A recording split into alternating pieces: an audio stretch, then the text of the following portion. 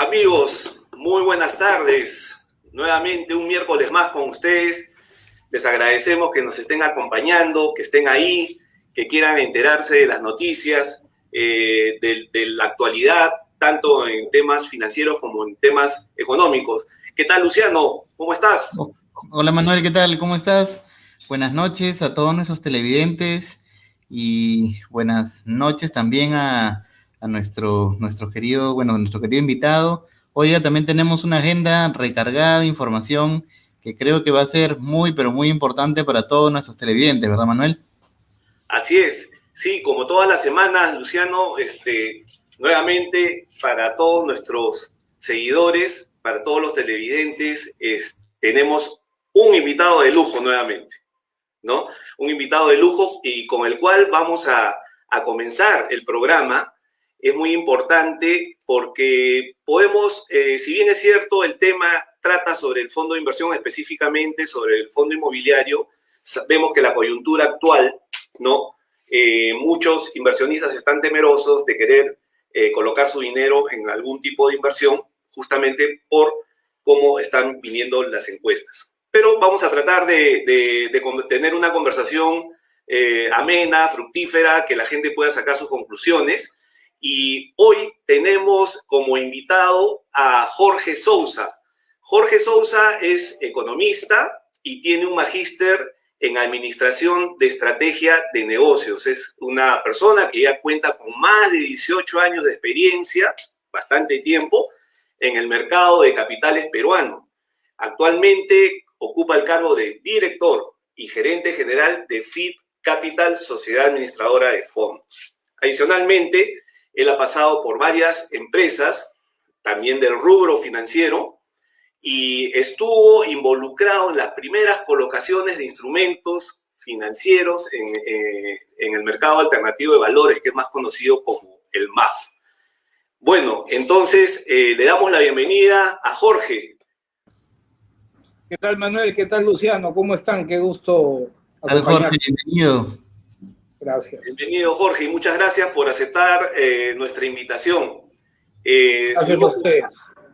Sí, estuvimos conversando con Luciano antes de comenzar el programa y vemos pues, queríamos tener una apreciación tuya sobre cómo estás viendo o cómo están viendo ustedes esta coyuntura actual que está ocasionando que los mercados se pongan demasiado nerviosos aquí localmente y debido básicamente a este tema electoral, ¿no? ¿Qué opinión tienes sobre lo que está aconteciendo actualmente? Mira, es una situación atípica, ¿no? O sea, es complicado. El negocio financiero de por sí es complicado y si eso le metes que existe demasiada incertidumbre y esa incertidumbre se origina por riesgos que no puedes controlar, porque no los puedes controlar, tú finalmente no puedes saber quién va a salir y hacia qué lado de las inversiones vas a favorecer con determinadas decisiones, es muy complejo, ¿no? Ahora, pero yo quiero pensar, y de hecho esa es un poco la filosofía que tenemos ahorita, de que dentro de todos los escenarios tenemos que ver lo que optimistamente nos conviene más. ¿Qué cosa es lo que optimistamente nos conviene más? En primer lugar, todavía hay 6 semanas para que se terminen las elecciones, para que se den las elecciones. En 6 semanas puede pasar cualquier cosa. Por otro lado, cualquiera de los dos que entre, tan autócratas no van a poder ser, ¿no? Porque no van a tener una mayoría en el Congreso, ninguno de los dos. Entonces, si vemos lo que vaya a pasar desde el punto de vista de la legalidad, que es donde tenemos que enfocarnos, porque ya cualquier cosa que salga de la legalidad y de la democracia es incalculable. Ya entramos en variables que nadie puede controlar, porque nadie sabe finalmente qué cosa es lo que puede salir si salimos digamos, del Estado de Derecho, ¿no?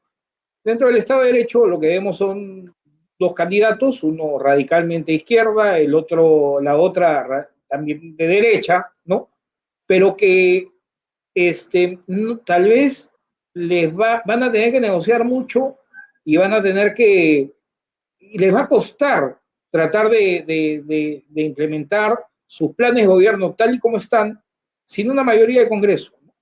Ahora, ¿qué me parece la coyuntura actual? ¿No? O sea, aquellos que están rompiendo sus inversiones, algunos perdiendo mucho dinero, porque no es el mejor momento de salir necesariamente, y se está llevando su dinero afuera, bueno, el dinero a la larga se puede recuperar con decisiones inteligentes. El mercado de capitales es un mercado global, no necesitas irte a Estados Unidos para invertir en Estados Unidos. Es un mercado que está totalmente al acceso de todos, ¿no? Me parece bien, ¿no? Como quien dice, a río revuelto, ganancia de pescadores, ¿no? Yo creo que aquellos que se queden en el Perú tampoco les va a ir tan mal, o sea, no les va a ir mal, ¿no? Yo creo que finalmente cuando el mercado se tranquilice un poco, vamos a ver verdaderamente pues la luz al final del túnel y vamos a ver qué tan mal, espero yo, y creo yo, optimistamente pensando, que no nos va a ir. Qué bueno ese comentario. Yo creo que mucha gente puede estar ahorita sacando sus conclusiones y sobre todo, muy cierto lo que dices, o sea, hay gente que está realmente con mucho miedo y están rompiendo o están saliéndose de sus inversiones, perdiendo realmente dinero y mucho dinero, ¿no? Mira, permíteme interrumpirte para poner un símil a lo que pasó exactamente hace un año en el mundo. O tal vez un poquito más de un año, ¿no? Pero los mercados bursátiles comenzaron a golpearse fuertemente por el tema del COVID, ¿no? Y los que primero salieron realizando pérdidas, pero finalmente esas pérdidas salvo el Perú, porque el Perú no se ha recuperado, pero pensemos de nuevo, el mercado de capitales es un mercado global, ¿no? Y tomemos como referencia Estados Unidos, ¿no? Estados Unidos, en sus índices, por lo menos está ganando un 30% por cada índice. Entonces, fue inteligente, fue lo más adecuado salir en el momento donde esto pintaba peor.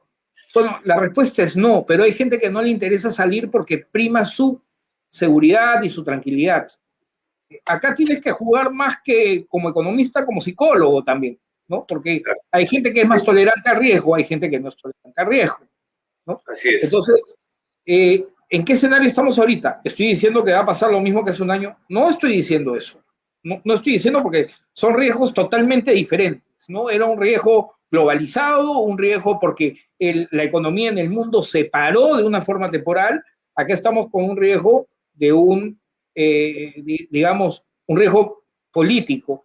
Y lamentablemente en el Perú, nosotros sí hemos sufrido riesgos políticos. O sea, la gente mayor, sobre todo, que es la que está más asustada, más preocupada, está comparando lo que puede pasar con lo que pasó en la época de los 70s, 80s, con Velasco y con Alan García en su primer gobierno, ¿no? Yo creo que el Perú, digamos, tendrías que tratarlo muy mal para llegar a los resultados que hemos tenido de antes de los 90, ¿no? O sea, el Perú es otro país diferente al que teníamos en los 80. Entonces, yo sí, lo digo, soy optimista. Creo que finalmente si se da el caso de que salga la candidata de la derecha, Keiko, el mercado se va a tranquilizar en algún momento. Y por otro lado, si sale el candidato de la izquierda, sin un apoyo significativo en el Congreso y dentro del Estado de Derecho, no creo que pueda tumbarse la economía del Perú pues en 5 años, ¿no? Es mi apreciación personal. No, sí, exacto, porque también, bueno, ahorita las economías no han parado, ¿no? O sea, la economía sigue funcionando y está funcionando como ha estado funcionando siempre. O sea, no ha habido un pare de la economía para decir, oye, ¿sabes qué? Esto se va, pero al diablo, por decir un término, ¿no? Sigue funcionando las economías. Y en el tema macro, vemos que hay una cantidad de reservas internacionales netas bastante grandes. Hoy creo que es la época donde el Perú tiene más reservas internacionales netas que en toda su historia, ¿no? Entonces, hay mucho dinero en el país como para poder... no quiero hablar de temas electorales, pero en el caso saliera el señor Castillo, tiene donde divertirse un poco con esas reservas internacionales. Antes de hacer alguna cosa indebida, hay hay ahorros que lamentablemente nadie quiere perder, pero Ujú. están ahí. O sea, yo también creo que por lo menos eso nos da un par de años de tranquilidad, porque si quiere invertir el 10% en salud, que vaya, se necesita, o sea, se necesita. Sí. Lo que estamos viviendo ahorita no es un problema de pandemia en las provincias, en las zonas rurales. Acá en Lima la gente también se está muriendo. ¿Y por qué? Porque tenemos un sistema de salud precario. Por eso es que tenemos la mayor cantidad de número de muertes por millón de habitantes de todo el mundo.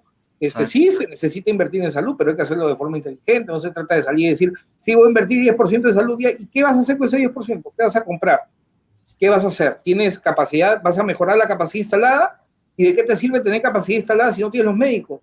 O si no tienes la tecnología. Bueno, pues Exacto. estamos entrando a temas políticos que creo que no es la razón de ser de la invitación, así que Sí, mejor nos siempre, centramos. no, y siempre salen estos temas, ¿no? Porque como tú dices, ¿no? Hablar en temas macro, pues un porcentaje sobre una torta que ahora es más pequeña, pues es hablar de números que quizás no sean tan efectivos, ¿no? Desde un punto de vista macro. Pero Jorge, tú que eres un experto en temas de inversión, desde un punto de vista de las personas que tienen sus ahorros, que quieren ver qué hacen con su capital, que quieren ver algunas estrategias para prevenirse, ¿no? Hay mucha gente, como tú bien dices, quiere invertir afuera, hay mucha gente que dice, oye, los bancos me están pagando prácticamente nada. ¿Qué opciones tú ves en el mercado o de repente qué opciones ven ustedes de repente en sus productos con los cuales puedan ayudar a las personas y a los empresarios a de repente coberturarse mejor o diversificar mejor su riesgo? Mira, justamente ahí está la magia del tema. O sea, riesgos siempre existen. O sea, lamentablemente algunos los vemos y otros no los vemos, ¿no? O sea, si tú me dices, bueno, riesgo político siempre ha estado, sí, pero nunca, o sea, creo que a muy poca gente se le ocurrió pensar que íbamos a tener una segunda vuelta así. A nadie, hasta después del flash electoral, nadie la vio, muy pocos la vieron, ¿no? Y eso está más, este señor se pintaba pues al menos en las entrevistas que le hacían previamente, sin que mucha gente le diera la importancia del caso o escuchara bien el mensaje, ¿no? Veían pues una persona sí socialista, pero más o menos moderado, ¿no? Yo creo que el terror ha llegado después que salió y la gente comenzó a leer su plan de gobierno. Sí. ¿Ese es un riesgo que se pudo haber calculado? Bueno, creo que no, porque nunca hubieras esperado que una persona del 1% en 2 o 3 semanas sacara el 11% de votos válidos y el 19% de votos totales, digamos, ¿no? Sacando los blancos y viciados, y la gente que no fue a votar. Nadie la vio, ¿no? Pero la magia para poder hacer inversiones de una forma inteligente es a través de la diversificación, porque la diversificación me va a permitir poder acotar los riesgos que tengo, tanto que puedo ver y que puedo observar, que son básicamente los riesgos específicos de un título valor cualquiera o de una estrategia de inversión cualquiera, como también los riesgos sistémicos, ¿no? Porque recordemos, hoy en día las inversiones están globalizadas. Yo no necesito tener todos los huevos en una sola canasta. Y esa sola canasta no tiene por qué ser necesariamente el Perú. Yo puedo tener parte de mis recursos en determinadas zonas donde me sienta tranquilo. Ahora, yendo al tema de qué cosa hago si tengo mi dinero en el Perú y si yo me la juego por el Perú y quiero invertir en el Perú. Bueno, sabemos que dentro del mercado peruano hay diferentes sectores, algunos son más nobles que otros, ¿no? A nosotros nos gusta mucho el sector inmobiliario. ¿Por qué razón? Porque el sector inmobiliario es como una mesa de 3 patas. Una de las patas es la demanda. Todo el mundo sabe que en el Perú hay un déficit de vivienda brutal, ¿no? Que ni siquiera por el tema de COVID, ni siquiera por el tema de la gente que está desempleada y nada, se han dejado de producir viviendas y esas viviendas no han sido absorbidas por la población. O sea, eso no existe. En Perú, si tú creas un inmueble en condiciones de mercado, lo más probable es que lo acabes vendiendo porque hay demanda, hay necesidad de la gente en querer comprar su casa. La otra parte es el lado de la oferta. Y oferta existe, porque existen desarrolladores que siempre están viendo la demanda, siempre están viendo qué cosa es lo que necesita la persona, tanto en proyectos de interés social, tipo techo propio, tipo vivienda, como en proyectos ya un poco más para, digamos, clase media, clase alta, ¿no? Para todos los gustos. Acá hay oferta para todos los gustos. La gente genera esa oferta. Y la tercera pata que sostiene esta mesa, porque solo hay tres a mi entender, no le veo una cuarta, es el sistema financiero. ¿Por qué razón el sistema financiero? Porque existe muy poca gente que esté en la capacidad de poderse comprar una casa al contado. ¿Y eso qué significa? Que necesito ir al banco para pedir al banco que me dé un crédito para poder comprar la casa. Y eso, por supuesto que existe, es una industria muy dinámica y que se ha dinamizado más en los últimos 15 años. O sea, recordemos que antes cuando uno quería ir a sacar un crédito hipotecario, lo máximo que conseguía hacer un crédito a 10 años. Hoy en día ya están dando los bancos créditos hipotecarios a 25 o 30 años. O sea, eso quiere decir que hemos cambiado un poco el chip del pensamiento peruano de corto plazo a pensar un poco más en el mediano o largo plazo, ¿no? Entonces, eso es bueno. Nos gusta el sector inmobiliario. Por lo tanto, si tú quieres invertir y hoy en día no tienes inversiones en el sector inmobiliario y quieres entrar, tienes como opción hacerlo a través de fondos de inversión. ¿Cuál es la principal restricción que tienes para poder entrar a invertir en el sector inmobiliario? Bueno, lo que todo el mundo se imagina es, bueno, pero si yo quiero invertir y quiero construir un edificio, necesito plata pues para construir el edificio, que estamos hablando un montón de ladrillos, un montón de cementos, de comprar el terreno, ¿no? Eso cuesta plata y yo no tengo tanta plata. ¿Es verdad? Eso cuesta plata y no hay tanta plata. La otra opción es, oye, quiero comprar un departamento para rentarlo, pero mira, el departamento cuesta pues $200,000 y no tengo los $200,000 para poderlo hacer. La solución más inteligente que existe para poder hacer inversiones que yo de forma individual no puedo hacerlo es mediante los fondos de inversión. ¿Por qué? Porque los fondos lo que buscan es agrupar a un número de personas, determinado de personas, para cumplir con un objetivo de inversión, que puede ser cualquiera de los dos.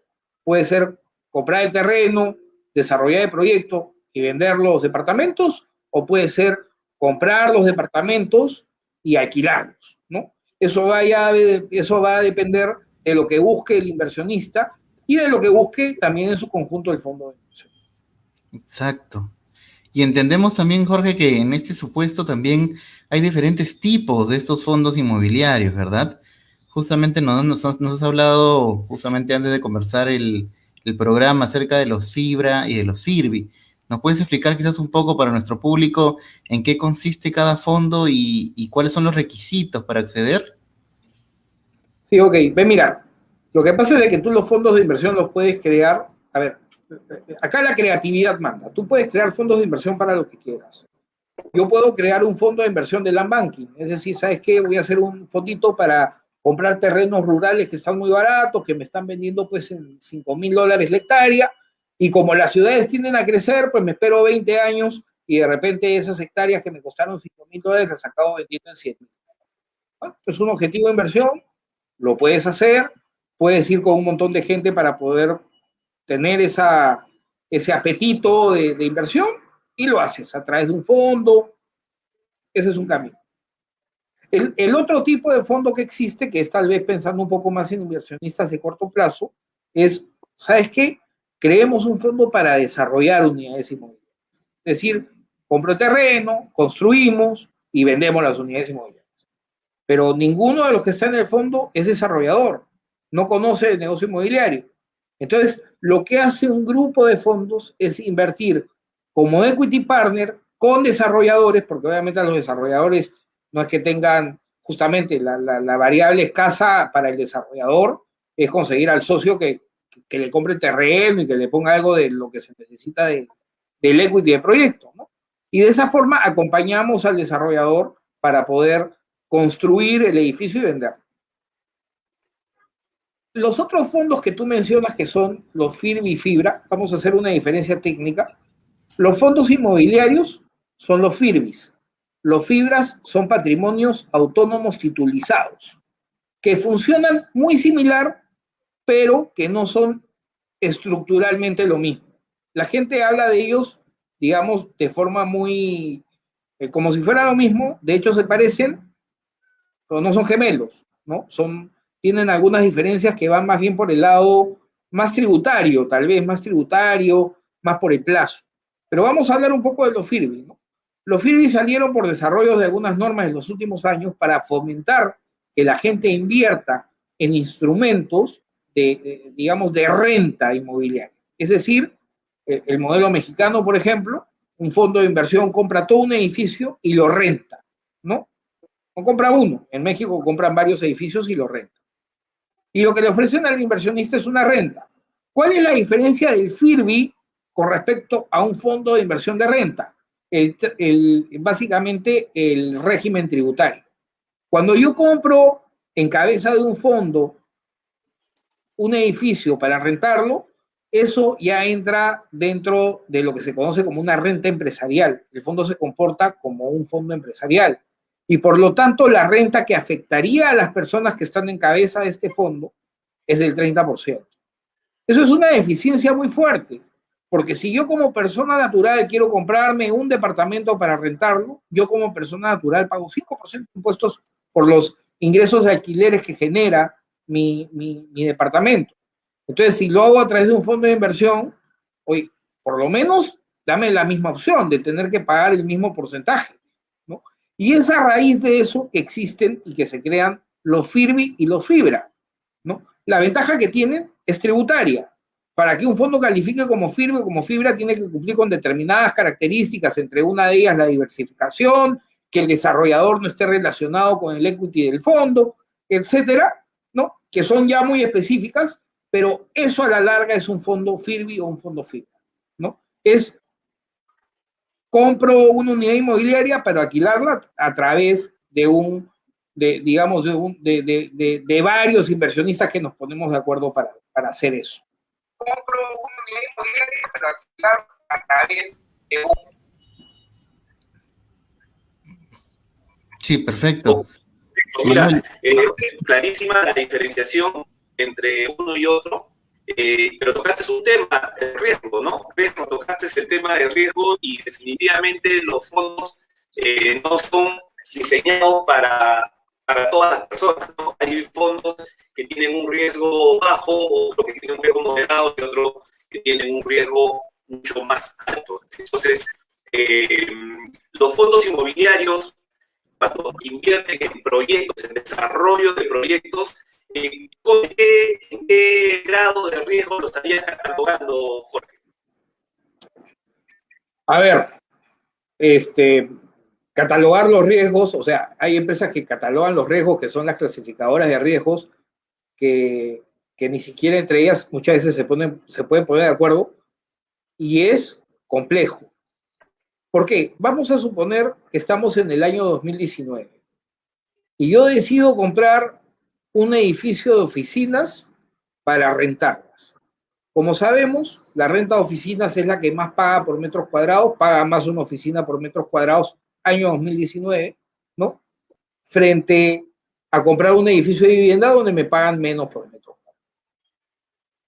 Aparte que aquel que me alquila una oficina, por lo mismo que le cuesta amoblar la oficina, equipar la oficina para él, es una renta más fiel porque, digamos, la barrera de salida es más alta.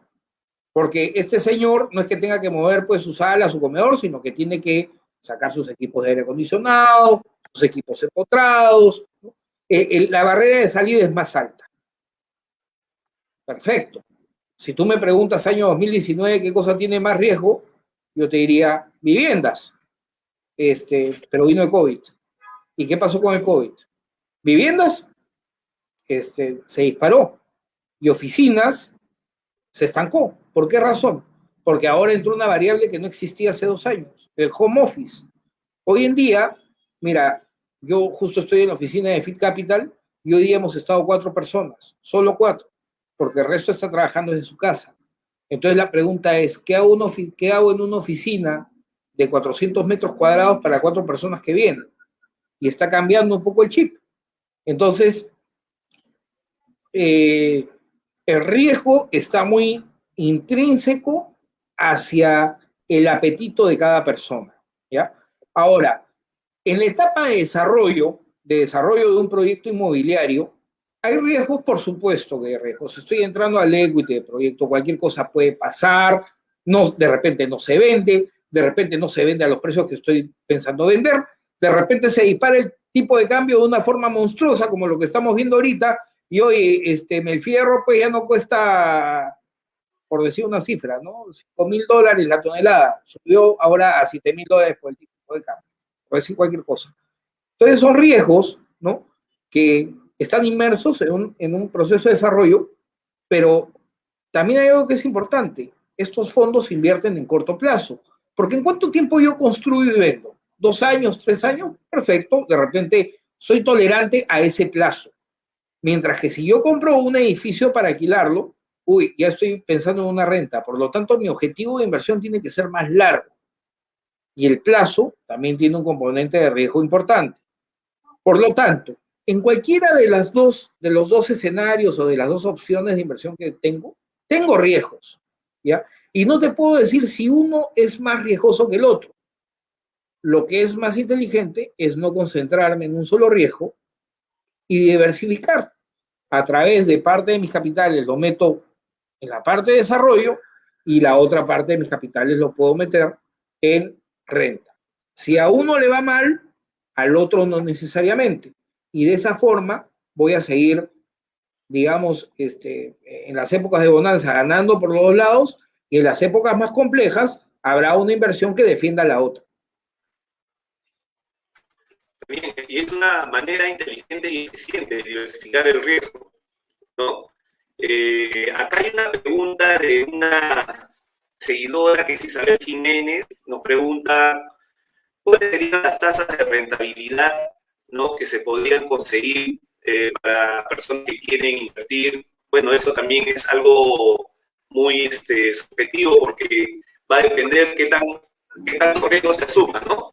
Pero más o menos, ¿entre qué rango podría un inversionista conseguir rentabilidades colocando su dinero en fondos de inversión inmobiliarios?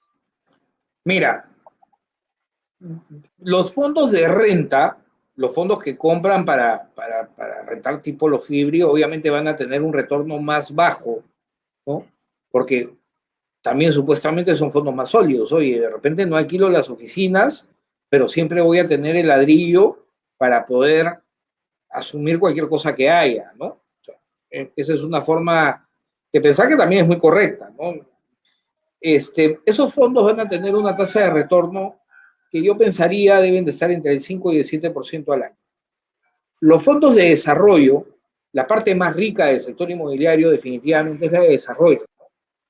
También tiene un poco más de riesgo probablemente porque no tengo la garantía real. Estoy invirtiendo en el equity de proyecto. Pero el retorno también es mucho más alto. O sea, yo no me metería en un proyecto de desarrollo de unidades inmobiliarias si es de que no proyectase ese proyecto una tasa interna de retorno de por lo menos un 20%, como proyecto. En cabeza de fondo hay gastos, ¿no? Esos gastos pueden hacer que mi retorno probablemente baje al 15%, 14%. Los fondos que nosotros tenemos tienen como objetivo de rendimiento tasas mayores al 12%. Eso es lo que nosotros vemos dentro de los fondos de desarrollo que creemos se pueden conseguir en el mercado de estructuras que puedan generar eso, ¿no? Sin meter al fondo en demasiado riesgo. Exacto. Y para ir, Jorge, terminando la rica conversación, la rica información que nos han podido proporcionar, sabemos que el impuesto, la rentabilidad de estas inversiones en estos fondos genera un impuesto a la renta para el inversionista. ¿Podrías explicarles a nuestros seguidores cómo es el cobro de este impuesto a la renta? A ver, ahí también las variables se vuelven muy largas, muy grandes, ¿ya? ¿Por qué? Porque yo puedo invertir, a ver, los fondos que no son empresariales, ¿ya? Por ejemplo, los fondos de desarrollo, son vehículos transparentes tributarios. ¿Esto qué quiere decir? Que el fondo retiene la renta que se le atribuye a cualquier persona. Si el fondo hace una ganancia de capital, es decir, compra algo y lo vende después más caro, esa ganancia de capital para personas domiciliadas en el Perú, para personas naturales, esta afecta al 5% de impuestos. Si es una actividad empresarial, ya sabemos que es 29 puntos y tantos, redondeando 30%. Entonces, va a depender en qué invierte el fondo. Si el fondo invierte en actividades empresariales, la renta va a ser de 30%. Si el fondo invierte en títulos que le generan intereses, los intereses para personas naturales están grabados con el 5% de impuesto a la renta, ¿no? Y si invierte en actividades empresariales, la tasa impositiva va a ser cercana al 30%.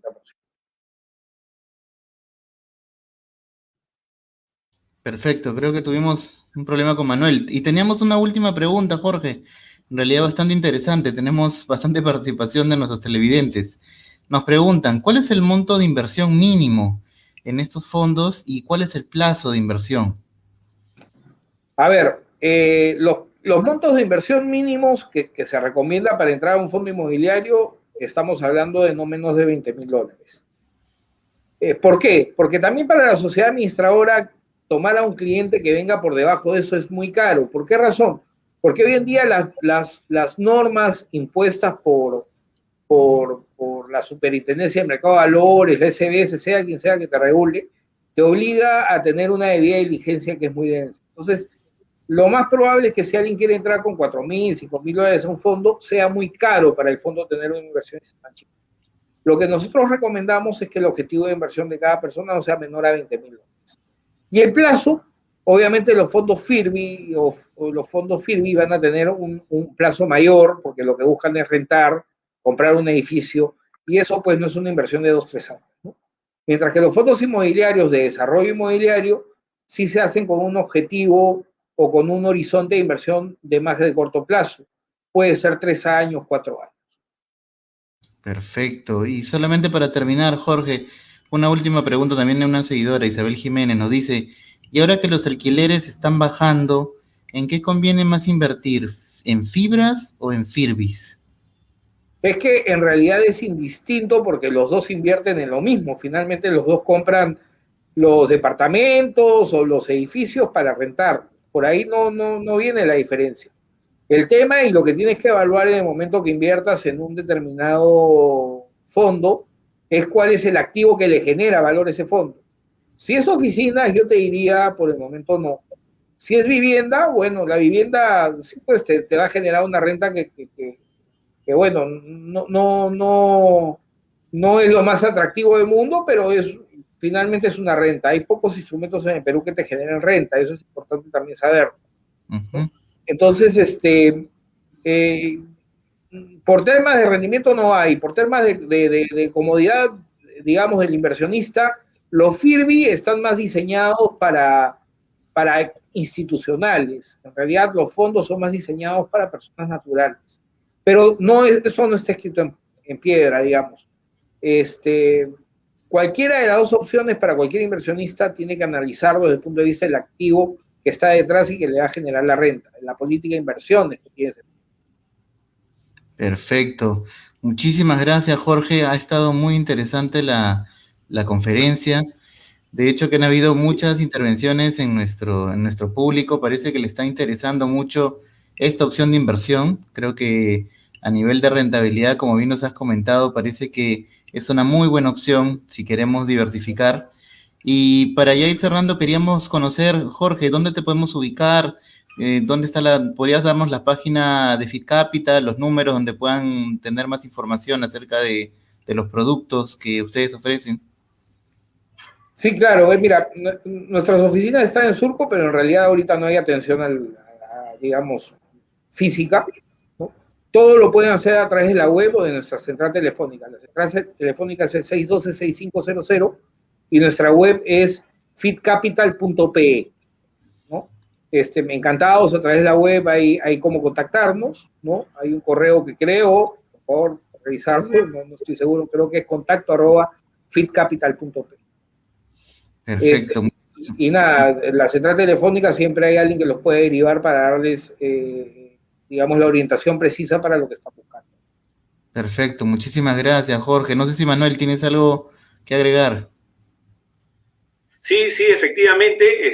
Muchas gracias también, Jorge. Gracias por acompañarnos. Yo creo que la gente va a sacar sus propias conclusiones de todo este tema que hemos tocado. Es una oportunidad de inversión.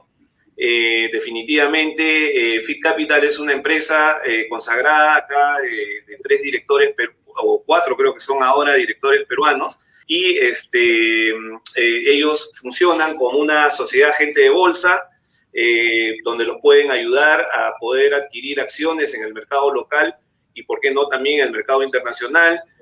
También ven todo lo que es temas de tipos de cambio, son estructuradores y administradores, hacen la gestión de fondos de inversión, también privados y públicos, y adicionalmente algunos otros negocios adicionales. Así que las personas que estén interesadas en invertir, busquen a Fit Capital.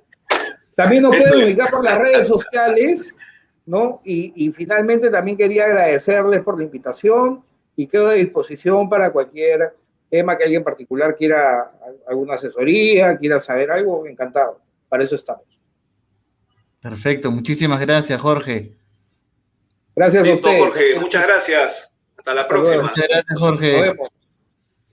Qué interesante, ¿no, Manuel? Creo que ya le hemos dado un instrumento muy potente a nuestros televidentes respecto a una nueva forma de inversión que creo que no ha estado muy explorada, pero creo que aún sigue siendo una opción bastante rentable, ¿no? Y acerca de esta rentabilidad, creo que tú también nos traes algo nuevo, ¿verdad, Manuel?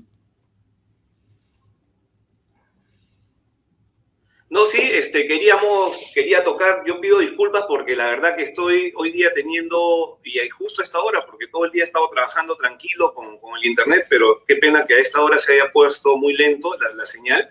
Pero sí, quería compartir algunos datos que habíamos mencionado ahí. Lo voy a hacer muy rápidamente para que las personas sepan cómo vienen los tiempos en todo lo que tiene que ver con el retiro de la AFP y de la CTS.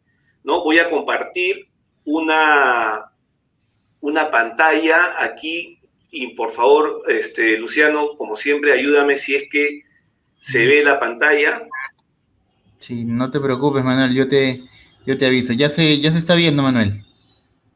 Ya, perfecto. Gracias, Luciano. Sí, miren, definitivamente el Congreso había aprobado la liberación de la CTS y de la AFP, pero ambas liberaciones han tenido caminos distintos, ¿no? Prácticamente lo que tiene que ver con la CTS ya está prácticamente cerrado, ¿no? El 23 de abril, como dice la lámina, se publicó la autorización del retiro en el diario El Peruano. El día anterior se había promulgado y a partir de ahí se cuenta con 10 días calendario para elaborar el reglamento de cómo se va a estructurar el retiro. Inclusive ya hay algunas instituciones financieras que, cuando uno llama a su banco para poder solicitar algún reclamo o bloquear una tarjeta o algo por el estilo, le sale una grabadora indicando que van a estar anunciando a partir de qué fecha pueden ya pasar a recoger, ¿no?, o a retirar el importe, si desean, total de la CTS. De acuerdo a algunos entendidos, esa fecha podría estar por el día 5 de mayo, ¿no? Ya las personas podrían, a partir de esa fecha, hay que ir averiguando, podría ser un día antes, podría ser un día después, pero más o menos en promedio, el 5 de mayo ya las personas podrían estar pasando por sus instituciones financieras a hacer el retiro de la CTS. Y este retiro, si quieren, lo pueden ir haciendo parcial, porque el vencimiento del retiro es hasta el 31 de diciembre de este año, donde ya pueden completar la totalidad del retiro, ¿correcto? Ahora, la CTS tiene un fundamento, ¿no? La CTS se creó para cubrir al trabajador dependiente en caso perdiera el trabajo, ¿no? Entonces, si bien es cierto, estamos pasando o hemos pasado desde el año pasado un momento complicado con temas de pandemia, pero la CTS sería interesante que vean opciones de dónde colocar su dinero, ¿no? Nosotros podemos ayudarlos en ese aspecto a través de Index Perú. Tenemos una página en Facebook en la cual ustedes pueden hacer todas sus consultas y se las vamos a responder. tratando de guiarlos hacia dónde podrían dirigir ese dinero con la intención de que no se gaste en otras cosas que de repente no sean prioridades, ¿no? Puede ser que una parte sí sirva para pagar préstamos, claro, podría ser, pero no gastárselo pues en viajes, en juegos o en fin, en otras cosas, ahora que ya el turismo lentamente se está recuperando, ¿no? Es un consejo que yo les doy porque la CTS es, como dice, compensación por tiempo de servicio. Es una compensación en caso te quedes sin trabajo, ¿no? Que te puede ayudar a sobrevivir hasta que consigas otro trabajo. No malgastar el dinero, es un consejo que le damos. Eso prácticamente está cerrado, así que la primera semana, hacia finales de la primera semana, digamos, o dentro de los primeros 5 días del próximo mes, ya podrían acercarse a hacer el retiro de su CTS, inclusive hasta el 100%. Pero ¿cómo le va a la AFP? A la AFP sí, el Ejecutivo la observó, ¿no? El Ejecutivo, a través del presidente, se tomó todos los días que podía tomarse para observarla, ¿no? Y observó eso. ¿Y qué sucedió? Que entre los principales argumentos que tiene el gobierno es la devolvió al Congreso y le dijo, mira, tienes que modificar ciertas cosas, corregir ciertas cosas, y son varias realmente, pero me parecen, yo toqué 3 que me parece que son importantes, ¿no? Una de las cosas que pidió el gobierno al Congreso es que para poder hacer el retiro no debe registrar el trabajador aportes por lo menos 3 meses antes al 30 de abril. Ese es lo primero, una de las cosas con las que el gobierno dijo, esto no, cámbialo, ¿no?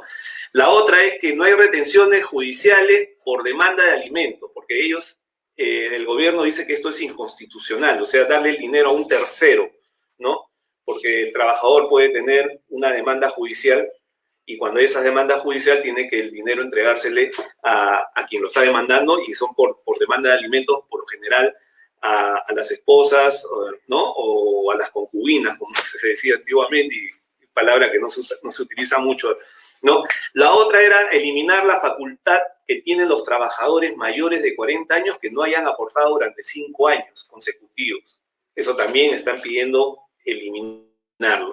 Entonces, y otras cosas más adicionales. Yo tomé estas 3 como me parecieron importantes, ¿no? Y el Congreso ahora tiene 2 opciones. Ese es como el cuento de Caperucita, o el camino largo o el camino corto. El uno, podría ser que todo vuelva a foja cero.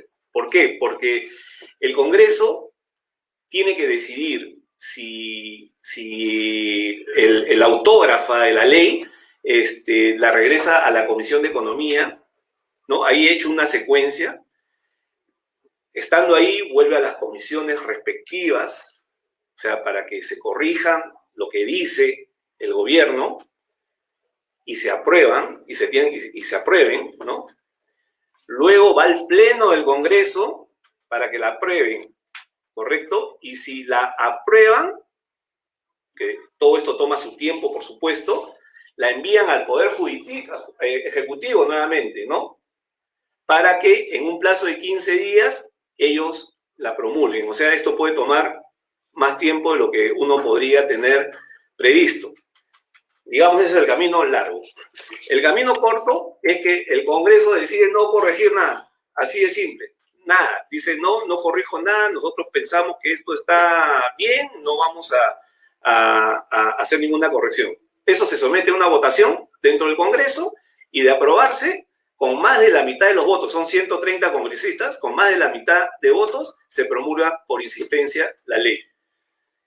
Ya no se necesita la opinión del presidente, simplemente con la firma de la presidenta del Congreso es suficiente y se publica en el peruano y eso sería el camino corto. Entonces, estamos a la espera de cuál va a ser la decisión del Congreso. O acepta lo que dice el Ejecutivo o simplemente el Congreso decide no corregir nada, no levantar las observaciones, la somete a votación y se aprueba por insistencia. Esos son los 2 caminos que hay que esperar de lo que puede pasar con la AFP. Ahora, justo tuvimos al invitado de la compañía Fit Capital. Fit Capital es uno de nuestros aliados estratégicos. Esta información es importante. Mucha gente me pide siempre que le haga un seguimiento a cómo viene la bolsa, sobre todo al tipo de cambio, ¿no? El tipo de cambio, el día de ayer, cerró en 3.84, pero el día anterior también cerró en 3.84, ¿no?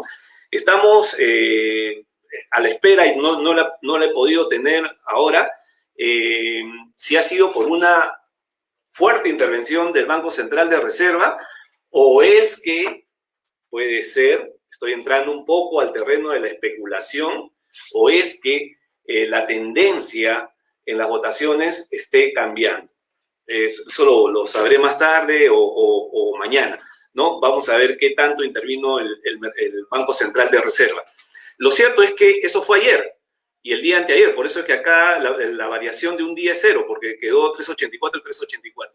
Hoy día, según el BCR, el tipo de cambio disminuyó y se puso o cerró en 3.7720. Y este porcentaje que está aquí no es lo que retrocedió, sino es lo que el dólar se ha valorizado desde que comenzó el año hasta hoy frente al dólar. El dólar frente al sol. Ayer, al tipo de cambio de 3.84, la valorización del dólar había sido 6.1.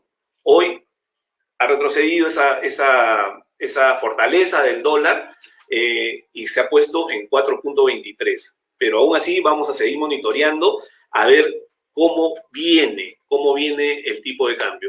¿Qué pasó en la bolsa? La bolsa el día lunes subió ligeramente. Este es el índice Select, porque yo, como le dije en programas anteriores, me gusta mostrar mucho el índice Select porque es los papeles que más líquidos, lo que más se comercializan, ¿no? Entonces, lunes subió 2.1, pero en lo que hizo el lunes lo ha retrocedido prácticamente entre martes y miércoles, ¿no? Ayer martes menos 1.14 y hoy miércoles menos 1.01, ¿no? Y eso era la información que quería compartir con ustedes. Espero haber sido de ayuda, sobre todo para la parte de la CTS. Acuérdense que no es salir a malgastar ese dinero, sino tratar de hacerlo rentabilizar eficientemente. Bueno, ahí los dejo, Luciano, para que complementes la parte que habías estructurado para hoy día. Sí. Solo que antes de pasar de repente a la última sección, habían también algunos comentarios que creo que sería importante responderlos. Por ejemplo, teníamos a Isabel Jiménez que manda saludos, tenemos también a Zaida Valdés, ¿no? Que justamente comentaba, la economía está funcionando, pero el dólar subiendo, y pregunta, ¿esta subida del dólar puede afectar a nuestra economía como pequeñas empresas? ¿Tú qué opinas, Manuel? Bueno, definitivamente sí, ¿no? Porque hay muchos insumos, justo lo decía Jorge hace un rato, ¿no? Hablando de los proyectos inmobiliarios, sube el dólar y el fierro definitivamente también va a subir, ¿no? Igualito sucede en las pequeñas y medianas empresas, ¿no? Definitivamente hay muchos insumos que nosotros importamos y que sirven para fabricar inclusive alimentos básicos, ¿no? Uh-huh. Entonces sí, definitivamente afectaría la economía, con lo cual no solamente afectaría a los que somos usuarios de esos productos, sino también a las pequeñas empresas, porque tendrían que tener un mapeo muy eficiente sobre sus costos para que justamente no pierdan dinero, ¿no? Entonces, definitivamente sí podríamos estar en un momento complicado si es que el dólar siguiera subiendo, ¿no?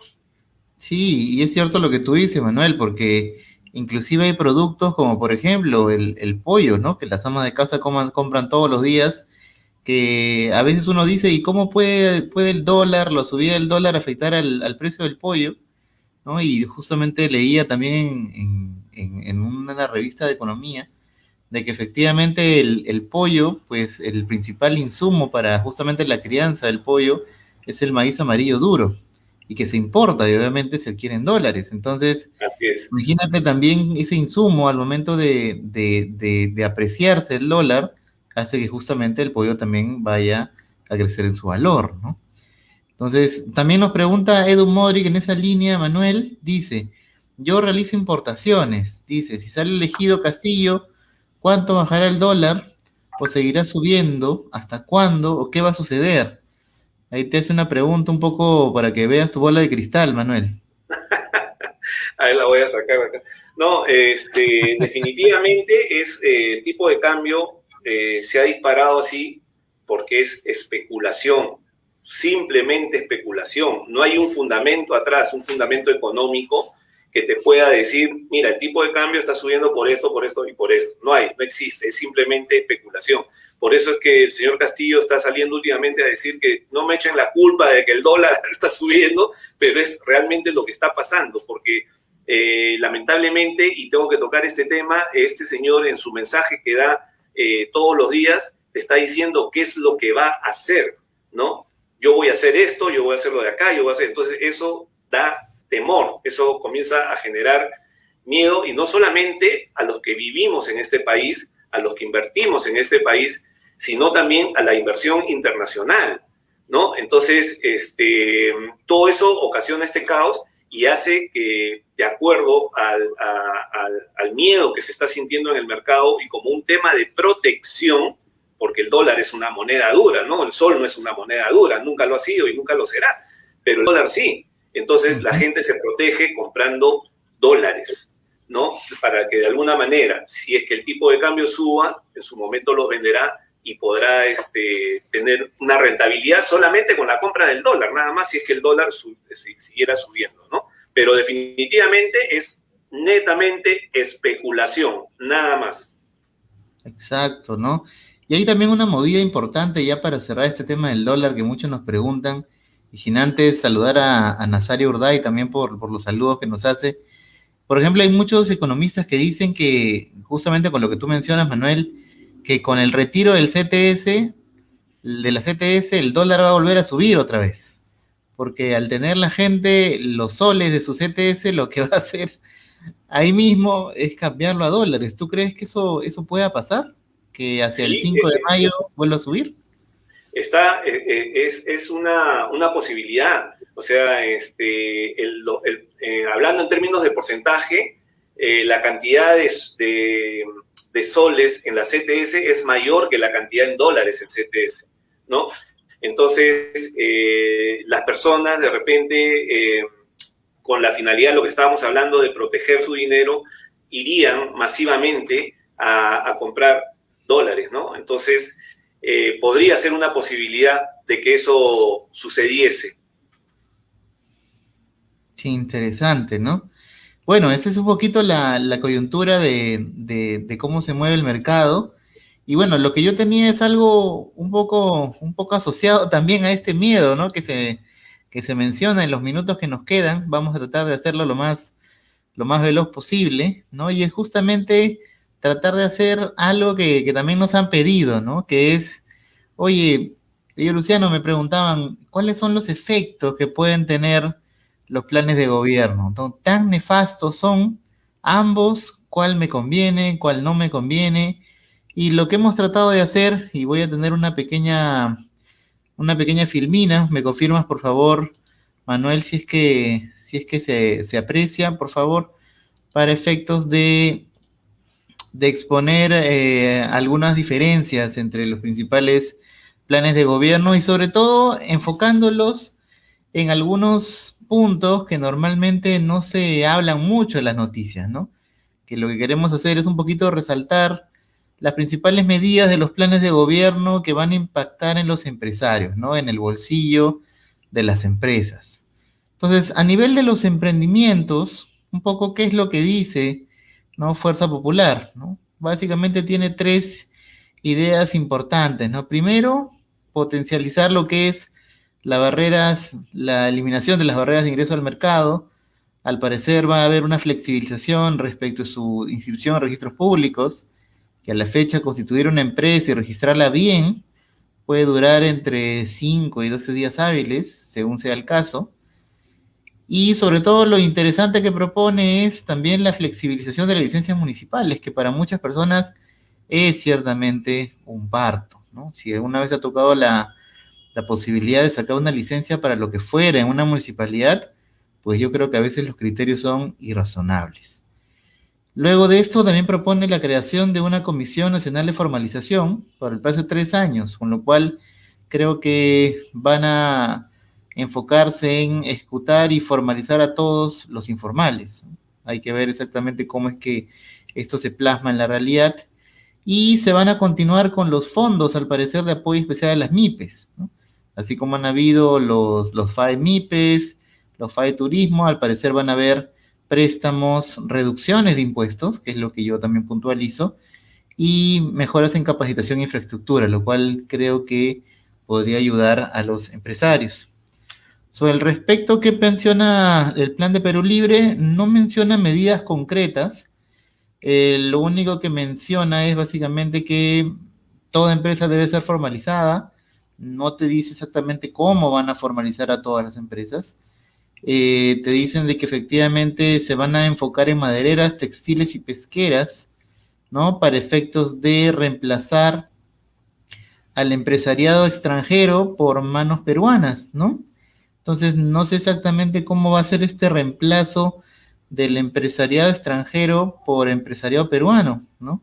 No quiero poner palabras que todavía no puedo prever, pero no sé exactamente cómo se reemplace a un empresario extranjero por uno peruano, más que estatizando, ¿no? Entonces, bueno, eso es lo que establece el plan de gobierno. Adicionalmente, se establece que van a haber compromisos con las empresas respecto de manejos ambientales.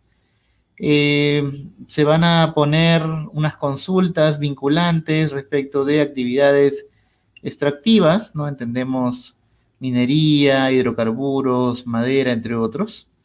Acá hay un tema importante que se va a fomentar que las empresas contraten en un 60% al personal de su área, es decir, que si estás en un distrito o en una provincia, el 60% de ese personal tiene que provenir de esa provincia, sea que esté o no capacitado, no te establece lineamientos específicos. Y adicionalmente también te pone una disposición de que las empresas deben o van a adquirir bienes y servicios de pequeñas y medianas empresas del lugar en donde estén o donde tenga su domicilio fiscal, es decir, no vas a poder adquirir bienes y servicios de otras localidades, lo cual no sé exactamente a qué esté enfocado, así que hay que cuidarnos porque también estas situaciones podrían ser un atentado a la libertad de contratación, ¿no? Así que hay que ver con pinzas qué es lo que propone este plan de gobierno. A nivel del aspecto tributario, el plan de Fuerza Popular propone dos cosas específicas. Primero, la incorporación de los informales a la formalidad. No establece tampoco exactamente cómo lo van a hacer. Y un cambio, una reorganización de la SUNAT para efectos de que haya un directorio mucho más especializado. En el caso de Perú Libre, lo que propone a nivel tributario es que van a haber impuestos para todos y se van a cobrar coactivamente las deudas. Se establece que si existen empresas transnacionales exoneradas, se les van a remover las exoneraciones. Luego, a nivel de las ganancias, se establece de que las empresas extranjeras o transnacionales, en ningún lado se define qué es una empresa transnacional. Es una empresa que tiene accionistas que no son peruanos, es una empresa que es una sucursal peruana de una empresa extranjera, no se sabe, pero lo que se establece en estos casos es que las ganancias deberían ser invertidas en el Perú, con lo cual pareciera de que va a haber una restricción al reparto de dividendos, según lo que se entiende.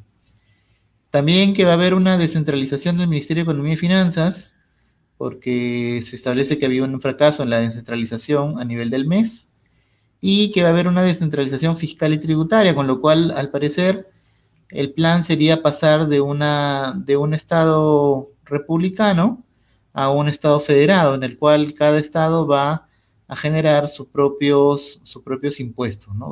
Seguramente van a haber impuestos a las ventas locales y impuestos nacionales e impuestos locales a nivel de federaciones o estados, ¿no? No establecen exactamente cómo va a ser esta nueva distribución. A nivel de la minería, ¿no? Lo que establece Fuerza Popular es enfocarse en el cumplimiento de las normas ambientales, en la evaluación de la normatividad para aplicación en el sector y reformular la legislación para efectos de la formalización de la pequeña y minería artesanal. En el caso de Perú Libre, lo que dice es que la minería ilegal hay que formalizarla, hay que reducir daños ecológicos, recaudar mejores impuestos, no se dice cómo, y evitar la trata de personas. Eso es lo que se establece a nivel de minería. Y finalmente, a nivel del agro, que es un punto especial que han tratado ambos partidos, en el caso de Fuerza Popular propone fondos para la cosecha del agua en la sierra, desarrollo de un plan nacional para incentivos a la innovación en investigación agropecuaria y forestal, una ley de seguro obligatorio agrario y revisar los títulos y posesiones de tierras seriasas para efectos de evitar el tráfico de tierra. En el caso de Perú Libre se propone un incremento del presupuesto agrícola, se propone hacer convenios con empresas nacionales y extranjeras para modernizar la tecnología agrícola. Se propone también hacer convenios con empresas nacionales y extranjeras para efectos de modernizar tecnológicamente el agro. Se propone cambiar el marco jurídico para efectos de que se establezca una suerte de candado a que las grandes potencias no en este caso no nos quiten la seguridad alimentaria. Y también se proponen algunos incentivos a también que las grandes potencias no priven de la seguridad alimentaria en temas de ganadería. Entonces, esto es un poquito el resumen de algunos aspectos económicos que hemos visto de los planes de gobierno, ciertamente enfocados en ciertos sectores económicos, que como ven las posiciones son radicalmente distintas. Creemos que en algunas propuestas de uno de los candidatos, creo que las propuestas son más tangibles y específicas, mientras que en las del otro al parecer son todavía un poco genéricas, así que hay que esperar ver cómo es que estas se van aterrizando, ¿no? Exacto. A nivel, tenemos una pregunta en los comentarios, Manuel. Sí, ahí tenemos una pregunta de Isabel Jiménez. Dice, entonces, ¿por quién conviene votar para mantener mi empresa? Bueno, gran pregunta, ¿no? Bueno, yo lo que digo es, lo que los invito a ambos, a los televidentes, es revisen los planes de gobierno. Recuerden que ustedes no solamente votan por una persona, votan por un partido, por un equipo. Así que revisen los planes, revisen las estrategias y miren específicamente qué proponen, ¿no? Un presidente no es una persona, es un equipo de gente, es un equipo de personas, es un plan. Así que los invito a revisar los planes de gobierno, están colgados en la OMPE, y que ustedes mismos saquen sus conclusiones de qué es lo que les conviene. No es algo que aquí les podamos decir, pero desde el punto de vista empresarial creo que se nota un poco las diferencias respecto de cuál de los dos va a promover el empresariado, creo que con estrategias por lo menos más específicas, ¿no? Sí, solamente quería decir que al momento que hice la pregunta, la sonrisa no era por la pregunta. Todos estamos preocupados y todos sabemos que es una situación difícil. Me sonreí simplemente porque es una pregunta que quería ver cómo la contestabas, Luciano, porque siempre hemos estado conversando sobre este tema y la verdad que ni siquiera nosotros la tenemos muy clara, ¿no? Y acá he entrado... nada que agradecer, Jorge, más bien gracias a ti por estar ahí, por seguirnos. A recordarles a las personas que ven el programa que salimos ahora por 2 plataformas, la de Facebook y la de YouTube, ¿no? Que estamos siempre anunciando y siempre, por supuesto, agradeciéndoles anticipadamente que compartan los links con sus amigos, familiares, para que se enteren de las noticias que nosotros difundimos. Por mi lado, eso sería todo. Les agradezco, como siempre, por estar ahí. Luciano, ¿algo más que tengas que decir? No, nada, creo que muchísimas gracias, ha sido un programa bastante interesante y nos vemos el próximo miércoles a las 6, también con más temas vinculados a la inversión. Listo, perfecto, muchas gracias, que la pasen bien. Perfecto, muchas gracias, hasta luego, buenas noches.